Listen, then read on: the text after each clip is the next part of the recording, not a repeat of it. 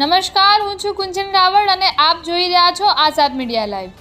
ગામ ગુસર, તાલુકો ગોધરા, પંચમહાલ જિલ્લાની ગામ તળાવની જમીન વિવાદ। ગોધરા મહેરબાન પ્રિન્સિપાલ સિનિયર સિવિલ જજ સાહેબની કોર્ટમાં ગોધરા।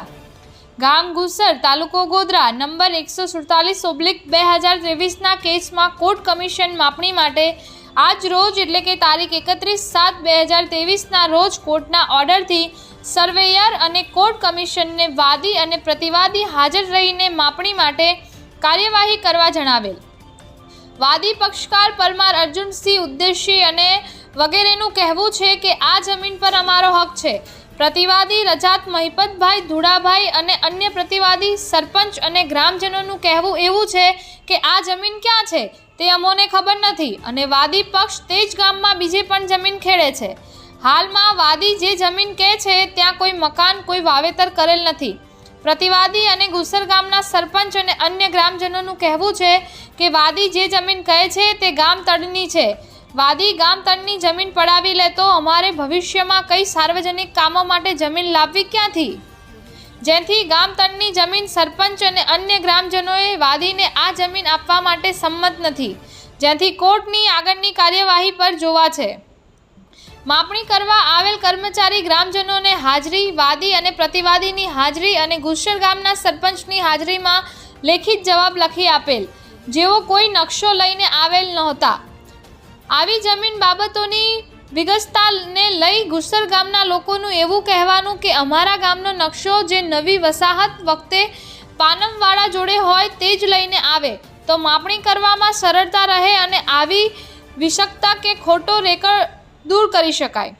જેમાં આઝાદ મીડિયાના રિપોર્ટર અને જાગૃત નાગરિક સુરેશભાઈ પારગી, ગામ સરાડ, તાલુકો સંતરામપુર ને રજાત મહેપતભાઈ એ માહિતી માટે બોલાવેલ હતા, જેમાં બધા જોડે સારી રીતે વાત કરીને હવે આગળ કોર્ટની કાર્યવાહી કરવા જણાવેલ।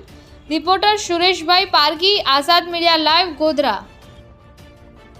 चलो कया हुकम थी जानकरना खराबोમાં પ્લોટ આ તો કહેવાનો મતલબ આ પ્રમાણે આપણે નથી આ ચાર આપણે એ જોવા રાજી નથી બરાબર। આપણા ચાર કુવા જે સરકારી બનાવેલા છે બરાબર, એ તમને મેં બતાડી કે આ તારા ગામતળમાં બનાવેલા છે આ ચાર કુવા આજ બી હાલ છે બરાબર, એ તમને બતાડી અમે કે ચલો ભાઈ કાક છે કે નહીં કાયદેસર સરકારી એમણે સવાર ગામતળ રસ્તા ચાલુ કરી દીધા, અહીંયાથી જ ચાલુ થાય, અહીંથી ચાલુ થાય આમ કેટલો આપોર આવડા કામ બી એને અંદર બધું આવી જાય આ કામ બી એના અંદર માં કોઈ મને કળવાનો શોખ નથી કે તમારા એવું જ બોલે ના બધા એવું જ બોલે નકશો હોવો જોઈએ ને તમારા પાસે।